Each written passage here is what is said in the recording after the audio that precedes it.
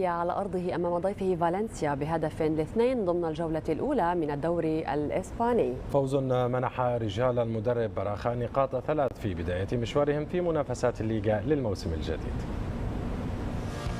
على ملعب رامون سانشيز بيثخوان دخلت الخفافيش على أمل طي موسم ماض للنسيان هو الأسوأ لفالنسيا منذ حوالي 4 عقود، فيما عاد صاحب الأرض إشبيليا لمنافسات الليغا بعد أن نجح بإنقاذ موسمه المتواضع محليا بالفوز ببطولته الأوروبية المحببة ليضع نفسه في مجموعات أبطال أوروبا.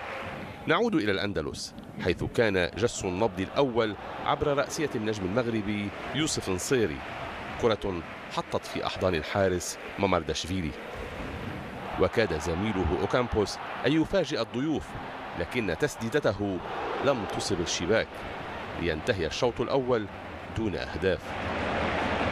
في الشوط الثاني ورغم محاولات عدة لإشبيليا إلا أن الضيوف نجحوا في مباغتة أصحاب الأرض وافتتاح التسجيل في مرمى ياسين بونو عبر دياخيبي.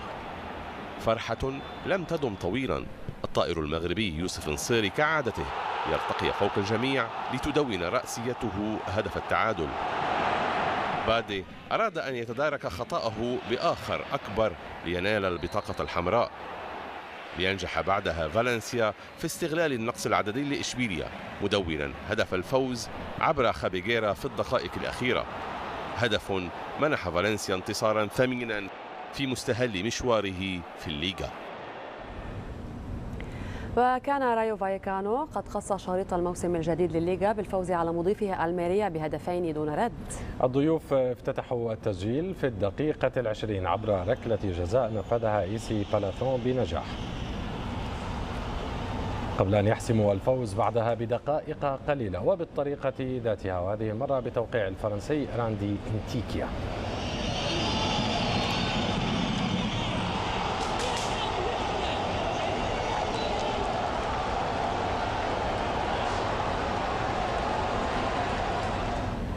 إذا كانت بداية ريال مدريد في الدوري الإسباني هذا الموسم في بلباو امتحانا صعبا، فإن إصابة حارسه تيبو كورتوا تجعل من المواجهة أصعب امتحان يمكن للميرينجي مواجهته في بداية الموسم. جمال جبلي والمزيد من التفاصيل في سياق التقرير التالي.